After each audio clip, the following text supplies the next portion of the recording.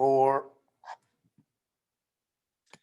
Welcome, everybody, to the Tea with Ms McGill Show, episode 36. It is Puka. It is Reed Larson. As always, we are fueled by our friends over at Blue Line Brews. So there's the K-Cups on shelves now. Bemidji, Iron Range, Northern Wisconsin, Twin Ports. That's what the K-Cups are looking like in the box here. Of course, there's the logo. 10% of profits back to law enforcement. Yeah, Reed's got the law enforcement tattoo right there. So like I said, find it at a store near you. Unfortunately, Reed, bearer of bad news, 10 below again tonight. Best thing you can do is have a hot cup of coffee tonight and in the morning. And then they're saying, I just heard a report anywhere from 2 to 17 inches of snow over the weekend. I guess this storm is so scattered and moving with a different velocity, they haven't quite pinpointed it. So bottom line, 2 to 17 inches, like they wonder if we could get any closer. Really narrowing it down. Really narrowing it down. You know? So, Wow. So like I said, you're going to want your hot coffee. So get to the store before the storm or bluelinebrews.com. Simple as that. When you're at checkout, the promo code right now for the Tea with Ms McGill Show is SAVE15, and it'll obviously save you 15%. Of course, Blue Line Brews, you can find them on all their different social media channels. Go over there, give them a like.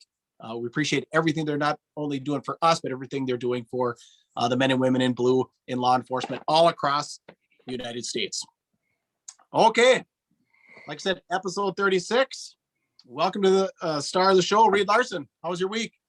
Well, it was exciting. And is it Thursday yet? Is my question, because I want to play. Let's go. Let's go.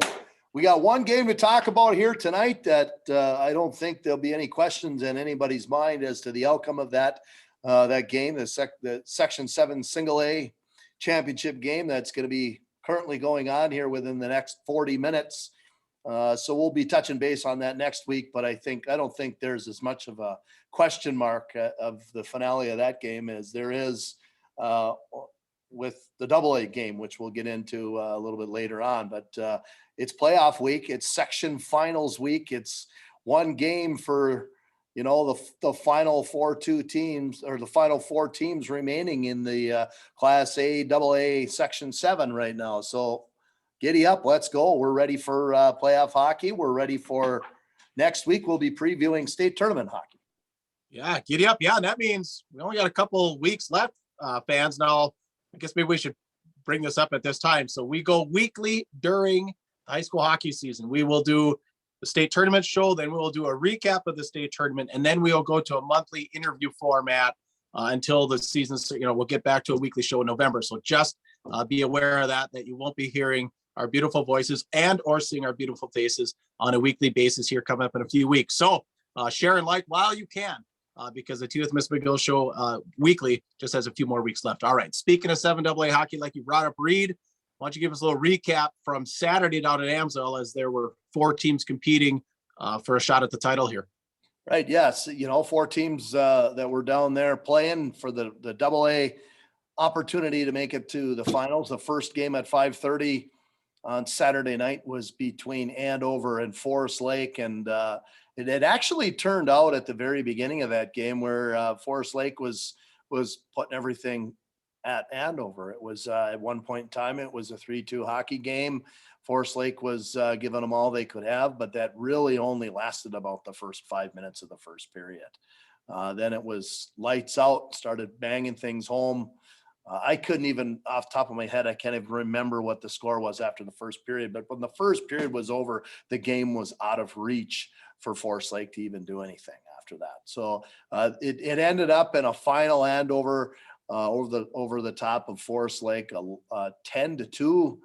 At least they scored 2 goals, but it was it's kind of disappointing when you see the level in a semifinal game. I've seen games in the 1 seed, 8 seed, or the 2 seed, 7 seed that were better games than those. That was really kind of interesting. And I guess for those that want to know, maybe the section really does need to go back to the idea of voting for seeding, because Mhm. that might have already just proved to you that there were better games at the quarterfinal with some teams. I mean, Rapids and Duluth East was a better game than, Rapids and Blaine. So Uh, why are we going to the QRF when we should be doing what every other section is doing, which is going to voting? So Section 7, the Region 7 committee needs to get together with the coaches from Section 7 AA, and they need to revisit how they're voting for the seeding in the section tournament, because that's not working. That's very interesting. That is a fantastic point. Now, did you say last week that the QRF throughout the whole state is only used at 7 AA? This year. Yep. Oh, okay. This year. Okay. Yeah, and there's other sports that use it. I mean, volleyball uses it.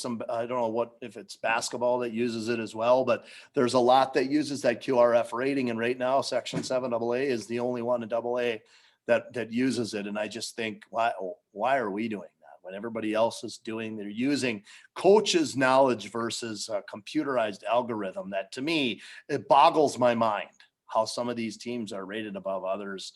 It comes down to a coach's vote, beside, using the QRF for other things. And I would think that at a coach's vote, had we not been doing the QRF, we would have been the 1 seed versus Andover being the 1 seed, or I should say Grand Rapids should have been the 1 seed.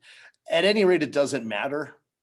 Getting on to the next game, Rapids will meet Andover in the championships, and we'll preview that a little bit. So the game doesn't change in the fact that the 1 and 2 are in the championship game. They made it there.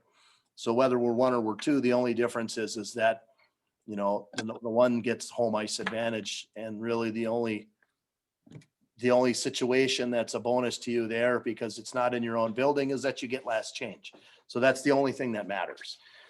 But then moving on, I guess I got off on a tangent there for a second with the QRF and the rating, but let's talk about the next game on Saturday. That was at 7:30. That was Grand Rapids versus Blaine on the other side of the bracket, the 2 and the 3 seed. And again, same situation that we just discussed with Andover and Forest Lake. It was well out of reach in the first period. Same thing with Blaine and Grand Rapids. It was well out of reach in the first period. First period was over. It's 5-0 right away. Rapids is up. Now, Grand Rapids played a lights out first period. That's one of the best first periods that I've seen Grand Rapids play in the 4 years that I've been here in town, watching just about every game. They were good, but usually good teams can rebound and come back from a period like that.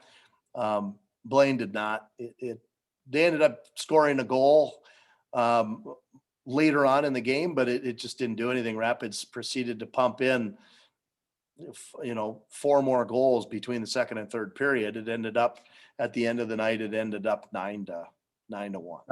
Yeah, 9-1. Yeah, shots 33-18, and yeah, a lightning fast start for Rapids. I actually missed about the first 8 minutes of the game, and You missed probably 4 goals that were scored right away. Yeah, I think it was 4 or 5-0 by the time I turned it on. So Hayden DeMars had 2 goals in the first period. Justin Kerr had a goal in the first period, and I believe Caden Nelson had a goal, or excuse me, Garrett Trotz had a goal in the first period.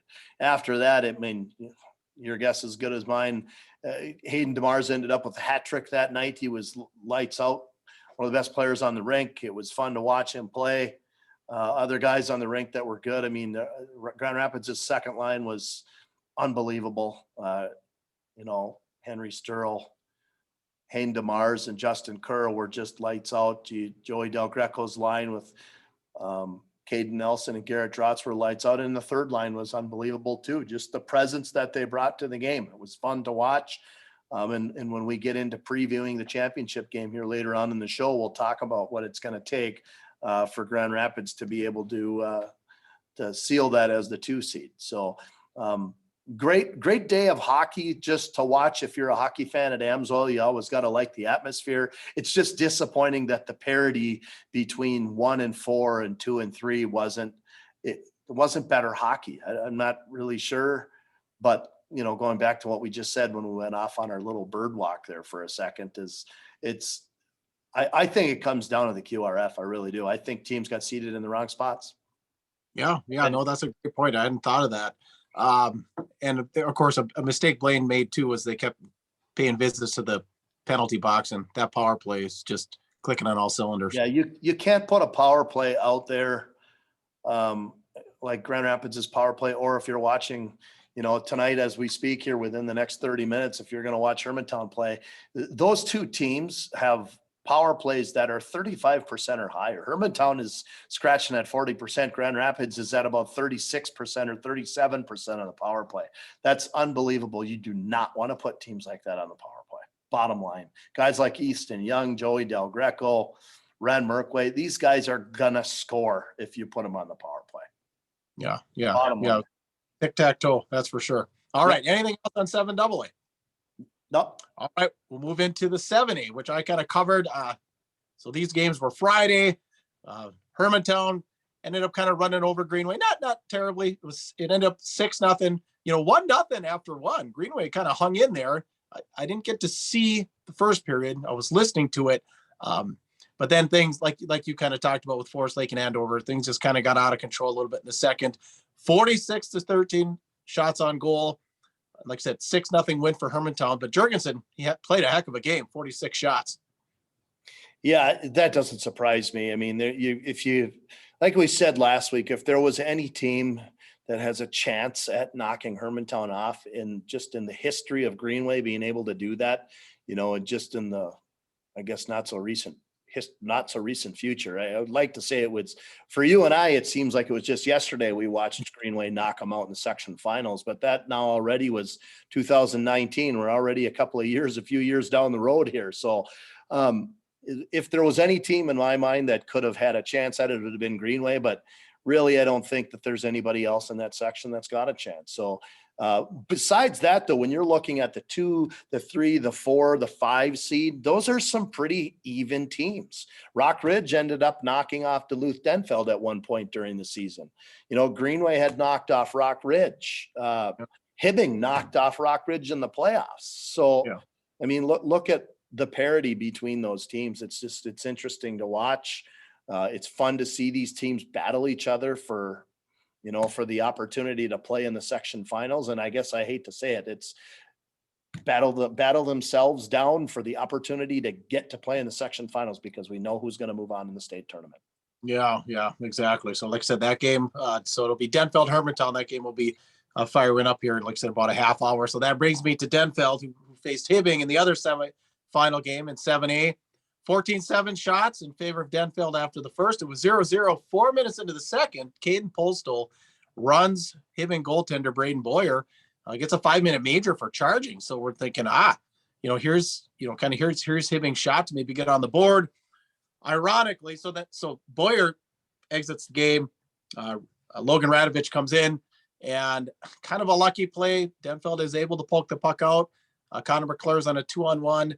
And Kabina for Hibbing gets his stick on the pass. I don't think the pass was going to hit McClure until Kabina kind of got his stick on it. So the puck kind of changes direction and slows down a lot right on McClure's stick. First shot Radovich faces, from about the face-off dot in the slot, goes in. So a shorthanded goal for Denfeld to put him up 1-0. At that whistle, Boyer, the goaltender for Hibbing, is able to return. And then McClure nets another one. He just kind of came from around the net, top of the circle, shot, second goal there. And, then it's 2-0 after 2. And then Denfeld buried one in the third. And you can see that kind of took the wind out of the sails there. Shots ended up being 22-37, 3-0 win for Denfeld. And just Hibbing just couldn't really, they chipped the puck out a lot like they did against Rock Ridge. But they were a little too many dipsy doodles, 1-on-2s instead of shooting, trying to go through both guys. That happened 3-4 times. They just weren't putting the pucks on net. But Denfeld was the 2 seed. So, like I said, with a little help, maybe with a little luck, maybe Denfeld can take it to Hermantown tonight. Well, I sure hope so. I mean, let's everybody just hope for the opportunity to see some sort of, at least fight for it. We did. Like we said, Greenway was able to do it in 2019. Greenway was in that section championship in 2018, and it was a close game. So 2 years in a row, they made it tough on Hermantown. but it hasn't been tough on them since. So we just really like to see that Amsoil Arena, and I'm sure Section 7 would like to see that be a closer game too. More people will come out and actually buy tickets to go to the game. I mean, that place is going to be empty. Nobody wants to go watch that game. You got Hermantown and Duluth-Denfeld, and Duluth-Denfeld, that's, I mean, their hometown. They've got a 5-minute drive. Hermantown has a 10-minute drive. No one's going to be at that game. It's not, there's people will just choose to watch it on TV because they know the outcome already. That place will be buzzing on tomorrow night. Yeah.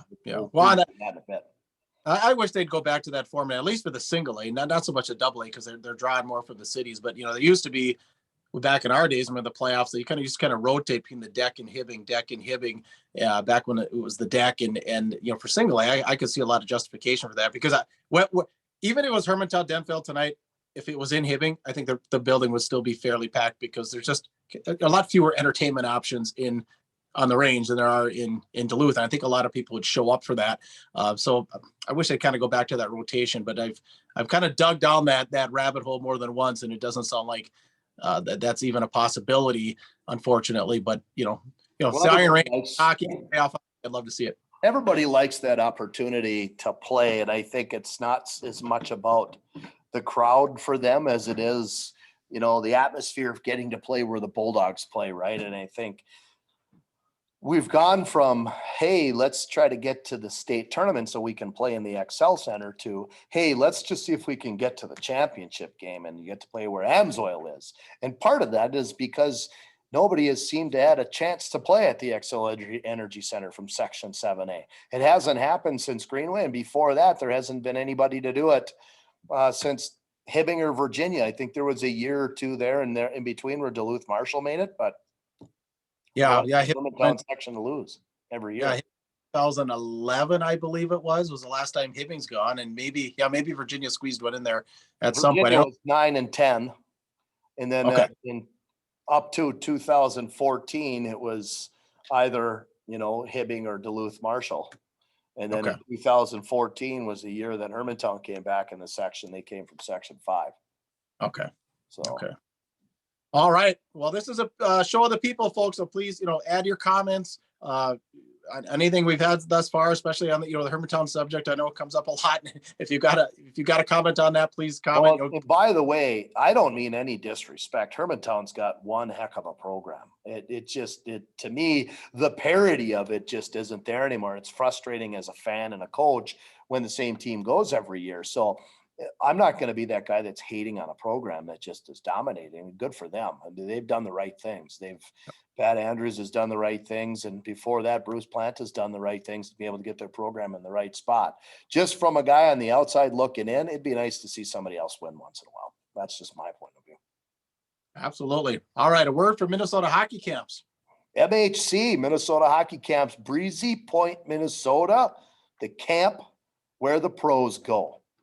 It's open for registrations on minnesotahockeycamps.com in conjunction with the Minnesota Loons and the NA3HL Junior League all around the country right now. They've got the central, or I should say the North Division right now with the Loons in it, as well as the Granite City Lumberjacks, the Wilmer Warhawks, the New Ulm Steel. Who else is in there? The Alexandria Blizzard. Yeah. So, and I say in conjunction because the ownership is the same. Okay. Ownership for MHC Minnesota Hockey Camps is Chris Stewart, Craig Larson, and Tony Massieri as well. They've opened up that franchise where they have bought the Breezy Point North Stars and rebranded it to the Minnesota Loons. So that's connected through the same ownership group. But again, if you're looking for a camp to go to in the summertime to hone in your hockey skills, I think people start looking towards camps like this when they're serious about their hockey career. People can join up and do their AAA this and AAA that in the summertime, and you could dump $4,000 to $6,000 in a summer to play for this team and that tournament, such and such AAA team. And I'm not going to throw anybody under the bus because they've got a nice thing going there. But if you're serious about making yourself a hockey player and you want to find yourself a skill development camp, MHC is the place to go. 2 times on the ice a day, classroom work, workouts off ice like dry land, weight room and strength training, and some of the best coaches, college, junior coaches in the area. Sometimes professional coaches come back to help with this. And of course, high school coaches in the area. Craig Larson, one of the owners, is the head coach for the Northern Lakes Lightning. So great place to go. And you might even bump into Chris Stewart on a daily basis at that camp. And good food from Massieri. Good food from Tony Massieri and company. Fantastic. All right, let's circle over to Section 8 AA. So Moorhead, they rolled Brainerd and they rolled STMA over the weekend 4-1 to reach the 8 AA finals. Roseau was my pick to get out of that section. Rolled Sartell last week. We talked a little bit about that, but they were beat in Roseau by number 3 seed Elk River 4-3 on Saturday. Last week's poll, Let's Play Hockey poll, had Roseau at number 8 in the state, kind of been in the top 10 all year. I think they reached up to like number 5, maybe right after the week you guys were up there, right around that Christmas time, December time. Are you surprised? Is that a major upset, minor upset, seeing Elk River beat Roseau? Not at all. Not at all, because we played Elk River down at the Edina Classic, and that was a good game for us. We struggled, and there's an element of the game of hockey that can win you or lose you a game in the playoffs. And that element is goaltending. They got a good one. Elk River's goalie is good, and he will steal a game. He could potentially steal the next one. Okay. I called my pick was Moorhead to walk out of the Section 8 AA, and I thought Moorhead, regardless of who they play, I still think that they'll be the team to go. But I'll tell you what, if somebody finds themselves hot, namely the goaltender from Elk River, who I saw last year 2 times in a matter of 2 days as the Bantam AA coach for Grand Rapids. I was up in the Roseau tournament last year with my Bantam AA team, and we were playing our 3rd game against Elk River, and we lost. We had 48 shots on net, and we lost to Elk River 4-2. Then we come back, and because of the way the tournament worked, after 3 games, they take your pool and put you into another game for Sunday. We ended up drawing through that to play Elk River again the next day, and we lost 2-1 because this kid was unbelievable with another 42, 43 shots on net. That goaltender was unbelievable. So we saw him in the Edina Classic this year as a sophomore between the pipes for Grand Rapids, and he was good. We figured out a way to beat him, but that's the thing that's going to be the difference maker. And I'm not saying that Roseau's goaltender isn't a decent goaltender. I would never say that, but I'll tell you the difference in that game is that when you find some good structure like they have from Coach Ben Gustafson in Elk River, and you find yourself a niche in playoffs, and goaltending can steal you a game, and it did. I'm not surprised at all. Okay. So they're facing off again at 7:00 in St. Cloud, Moorhead, Elk River for 8 AA. But what a weird section, huh? Moorhead, Roseau, Elk River, Brainerd and Bemidji in the middle. You talk about a vast swath of area and territory. It's got to be the biggest in the state. Yeah, for sure. It's all over the place. It's all over the globe. And you can look at, like you were saying, with Section 8 is all over the place, and so is Section 7. It's just going to be really interesting. And those of you that are listening that have any kind of stake in the game when it comes to decisions made about, what's my school going to do, going AA, single A, this, that, and the other deal. And this time I'm not even talking to Hermantown. You guys do whatever you want, because if Hermantown chooses not to go AA in the next couple of years, guess what? There's going to be other teams from Section 7A that decide to go AA because Hermantown won't. Rockridge being one, Hibbing being another. These places are now starting to say, I'm just going to go AA. My chances are just as good to go to state if I go AA than they are if I'm single A. So I might as well just opt up. And some of them are going to start doing that. Yeah, that's been the hot rumor mill. So that part of it is if some of these teams start to say, we want to go AA, Rock Ridge, Hibbing, now we've got some more geography when it comes to Section 7 AA. Rock Ridge comes in, Hibbing comes in. Guess who goes out? Andover, Blaine, Coon Rapids. Those are the ones that go out. Now we have something that's more geographical for the area. Yeah. Oh, totally. So Yeah. good Yeah. for you guys. If you want to try to go double A, do it. That's only going to make hockey in northern Minnesota better. Yeah, I agree. I completely agree. And we know that Hibbing's got some talent. And even this year, Eveleth, I guess they've got a pretty decent Bantam team with, I've heard, 3 of the top players actually Aurora Hoyt Lakes kids. So very, very cool there. So Sabi East kids. Yep. And those kids will be going to Rock Ridge next year in a combined program. And like I said, I know Ben Johnson is excited about it. If they get the opportunity to go double A, I know they're thinking about it. All right, perfect.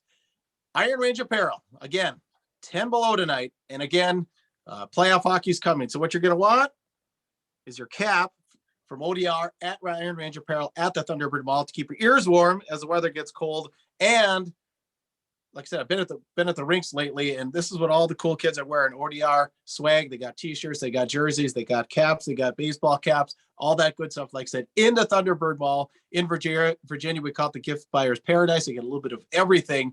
So stop off at Iron Range Apparel and tell them the Tea with Ms McGill Show sent you, and you can find the ODR line exclusively there at Iron Range Apparel. Okay, preview time. So the big one. Up north here, tomorrow night, Amsoil Arena, Thursday night, Grand Rapids, number 2 seed, Andover, number 1 seed. What you got for us? Well, that's going to be a good game. I see 2 teams that are a lot alike. I see Andover. I think if you're looking at the edge, you can compare lines. I think Andover's first line is similar to our first line. They got speed. They got the ability to put the puck away. Most of the goals are scored from those 2 first lines. And you see that from both teams. But then I start looking at the second lines from each team. Andover's second line is a good second line, but Grand Rapids' second line is better than their second line. They're bigger. They're stronger. They've got some high-level shots like Hayden DeMars and a hat trick against Blaine. And they've got a really, really responsible centerman in Henry Sturl that takes care of 200 feet of the rink. I think the edge in the second line goes to Grand Rapids. Okay, so if I had to say first lines, I'd say they're pretty even between the 2. Second lines, I think Grand Rapids has the edge in the second line. If you're starting to compare third lines, I don't even think there's a comparison. Grand Rapids' third line, for the role that they run, their role is to get pucks deep, get pucks on net, get pucks out, get off the ice in 35 seconds. And while you're out there, pound the crap out of them. And that's what they do. And they do it in a good, clean way, but finish checks, get pucks deep, they block shots, they play their role. So if Andover is planning to come in tomorrow night and be a skilled third line, think again, you're going to go against a line that's probably pound for pound twice as bigger and stronger as you are. You got guys like Hayden Davis, who's 120 pounds, or excuse me, at 200 pounds, I should say, anywhere from 200 to 205. You got somebody like Kyle Hankey, that's 195, 200 pounds. Okay, you got Blaine Mortensen, maybe a little bit smaller than those 2 guys, but plays a really tough role as a centerman. Those guys are going to have a presence out there that is really scary, to be honest, for another team. I'd be terrified to play against that line if I were any other team right now, because that third line dominates most third lines in the area for sure. Well, that after watching that first game, we talked about that. What was that? Just 3 weeks ago, I said, in my opinion, the third line won the game. Rapids Andover just a few weeks ago. And the physical part was clearly on display. You could see that the message for that third line was to get out there and get some bodies on Andover. Well, and there's a couple of different elements too that I think you go into it. I think if you're going defense for defense between the 2 teams, Andover has 2 really high-end defensemen, and Weston Knox, and then Law is the other one. These are 2 really good defensemen. But I think that our top 3, 4 defensemen are better than their top 3 or 4. Easton Young, it is a complete travesty, and it's an embarrassment to the voting committee, just in my opinion. I get to have an opinion. Who am I? I'm a nobody when it comes to picking these names for top 10 finalists for Mr. Hockey. But it is an absolute travesty that Easton Young's not on that list, because he should be on it. There's no question about it. He's one of the top defensemen in the state of Minnesota. In my opinion, I don't think that they have anybody on their team that matches that. Ren Merkway, he's bigger, stronger, and in the last year has picked up some footwork that was what was missing from his game from before. So Ren Merkway, again, I think our top 2 defensemen are better than their top 2 defensemen. If you start looking at down the line of 3, 4, and 5, 3, 4, and 5, I think our 3 and 4 are better than their 3 and 4. Well, I'll also look at their 3 and 4 and say they're small. So when Grand Rapids starts throwing guys at what they have on the back end, start putting guys like Hayden Davis or Kyle Henke in on the forecheck. If you go back and watch film in that game from their third line, their 3 and 4 defensemen were bailing out early because they're afraid to get hit. Yeah. So just looking, and I'm not trying to be overconfident for Grand Rapids. Obviously, I'm wearing my Grand Rapids apparel here today. Obviously, I'm siding. I'm going to do that. But I just think logically, I mean, I've looked at these. I've watched film on these teams before. So now you want to look at I guess, the deciding factor for lots of people, goaltending. Miles Gunderson's playing his best hockey of the year. He's a junior. Okay. They've got a goaltender between the pipes. I think it's Braun. He's on the list for Frank Brimsek, which means he's one of the top 3 nominated goalies in the state. So if somebody wants to, because they're giving him the edge, if someone wants to give the edge in goaltending, they can do that. I'm still going to pick Miles because I like the kid and I think he's dialed in. He's somebody that in a big game on a big night, that's the guy I want, because this is the same guy for Grand Rapids last year in June that was pitching in the state tournament and was a pressure guy in the state baseball tournament that helped get Grand Rapids' baseball team to the state championship game. That's the kind of pressure guy I want between the pipes for me. Obviously, they've got a good goaltender. Somebody thought he was good enough to be a top 3 in the state for Andover. So as of right now, it's a pretty evenly matched team. But if I'm taking the edge, I'm going with these guys. It's going to be a 2-goal win for Grand Rapids. That's what I'm going to say. Well, and I'd like to think that Grand Rapids will have the edge with the crowd and some noise. I know there's going to be a lot of people flocking down there and talking to some guys today. So yeah, interesting matchup. Like I said, this is the kind of what Rapids has been waiting for about a year, although the playoffs were a lot later last year due to COVID. But, that disappointing loss in GR last year, it's revenge time. It is. It's revenge and redemption for these guys. And, it goes even farther back than that. These guys are getting redemption from last year because they were disappointed. They were the 1 seed. They played at home in Grand Rapids. Andover comes up, knocks them out of, which was an unusual scenario where you don't typically play the section championship game at a whole site for that. Normally it's at a neutral site. They got beat at home. So that is pretty destroying to these guys. They've been thinking about it, believe me, since the day it happened last year, and have been preparing for this moment. So that's one thing they want redemption for. But this group of seniors right now, and a couple of these juniors, played on my Bantam AA team 3 years ago. When we were in the region tournament, we had lost 2 times for the chance to go to the state tournament in the same day. It was up in War Road. It was the region tournament. We work our way through the region tournament to the region championship game. And who do we play in the region title game? Roseau. We lost to Roseau the first time. Roseau advances to the state tournament, gets the first berth to the state tournament. Then we go down to the second place bracket and we have to work our way back through in order to, so we get back in there. You've got Moorhead that's working their way through to reach us in the next game up, and we play one more game in that side to go to state again, and we played Moorhead and we lost. And I remember talking to this group of seniors, and I remember telling this group of seniors in the locker room after the game, I know this hurts. I know it hurts. You guys deserve to be playing. You're good enough to be playing down at the state tournament. I just want you to think about this. I just want you to take this with you for the next 2 to 3 years. Because I said, it'd be fun to be playing down there. 2019, it would have been fun to be playing at the state AA Bantam tournament.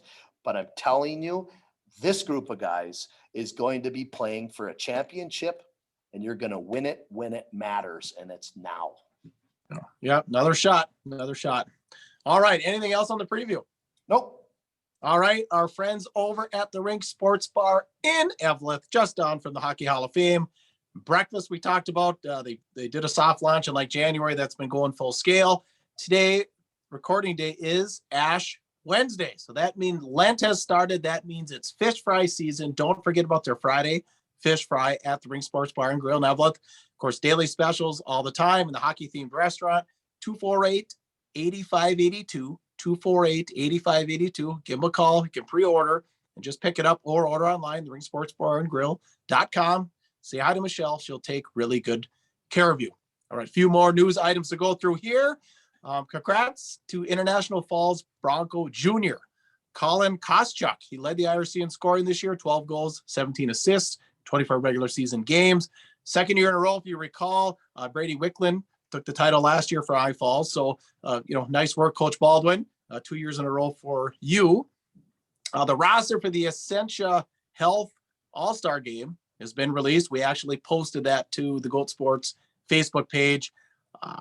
Coaches will be the Denfeld group, Jake Johnson and Ryan Garris. And then, of course, Ben Johnson, Kobe Friedlieb for Rock Ridge. They got the other team. Just a couple interesting omissions, because I think I know why Joey Del Greco not on the list, Easton Young on the list, probably shooting right to junior hockey when the season's over for them. Yeah, that's the plan. And the plan actually for that is once the state tournament is over, that's the hope and the dream for these guys is that Easton will be off to Muskegon and Joey off to Waterloo. Okay, so the Essentia Health game will be played Tuesday, March 15th at the Essentia Duluth Heritage Center. Reed had mentioned the Frank Brimsek finalists have been announced. The top 10 Mr. Hockey finalists have been announced. So like you said, the Frank Brimsek, Marco Balak from Cretan, Austin Bronze, Andover, who Reed had just mentioned, and then Ben Dardis of Matamidi.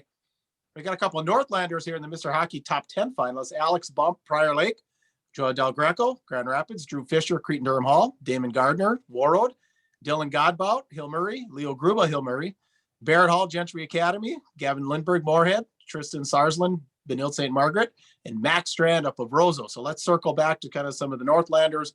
I know you've seen all these guys play, Reed. Of course, you coach Joey Del Greco, 25 goals, 42 assists, 67 points in just 27 games.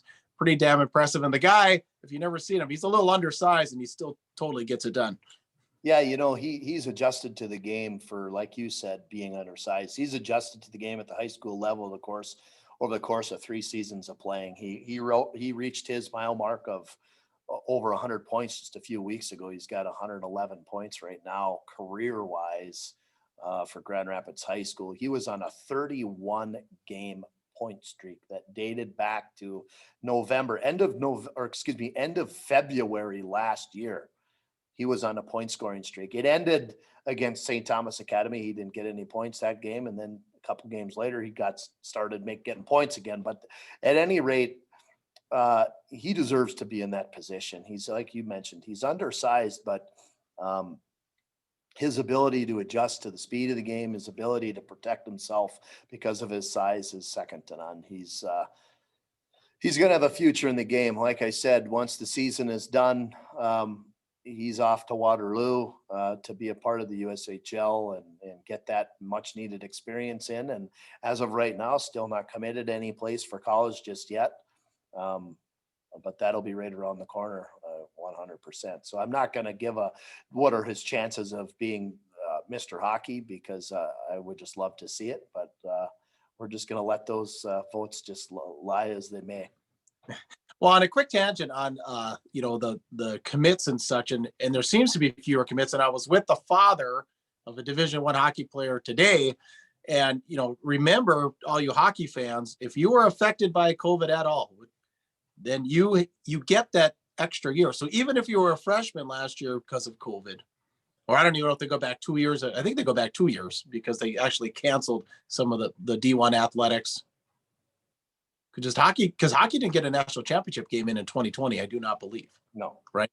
So if you were a freshman that year, you still can get that 5th year. So it's tough now, for some of these young players like a Joey Del Greco, because I think it's tough on the coach. It's tough on everybody. The coaches don't know, is the guy going to take the 5th year? Is he going to go pro? What's he going to do? So there's kind of a bottleneck that I don't think we've ever seen before in college sports.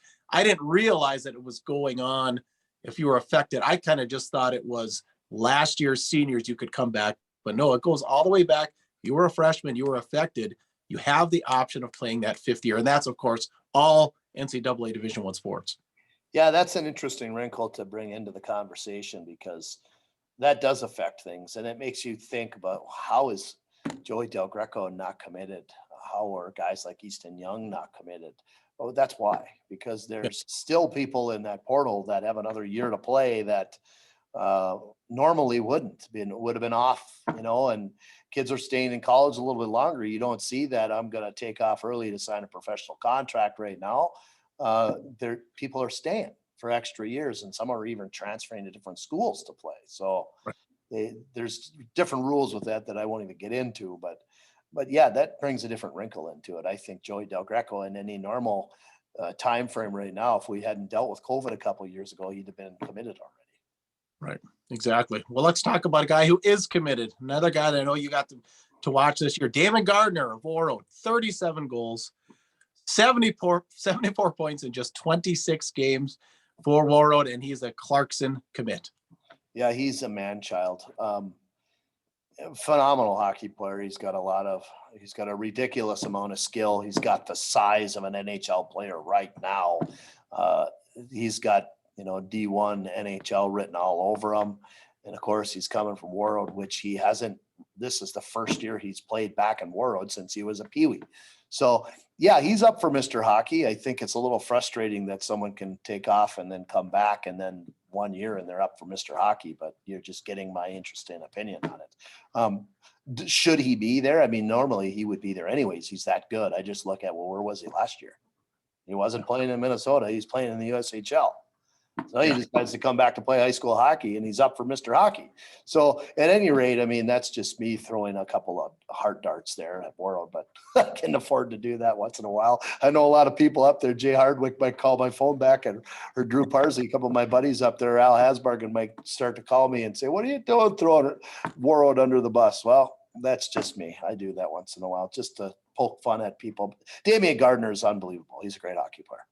Yeah, the NHL scouts, I know, they're kind of drooling over him. All right, the final Northlander that we already mentioned that's on the top 10 list here for finalists for Mr. Hockey, Max Strand-Rozo, the senior forward, 36 goals, 78 points in 27 games. Yeah, there's no question about it that he should be on that list. And, the way that Mr. Hockey works is unfortunately, you got a whole slew of guys from the Metro that are on there, and you got 3 kind of Northland guys that are in there. My opinion, there should be 2 more Northlanders that are on there. And Northlander won it last year. Jack Peart won it last year. It's going to be a really hard push, even no matter how good of a season, Joey's having, or Max is having, or Gardner's having. It's going to be hard for one of those guys to pull it after Northlander won it last year.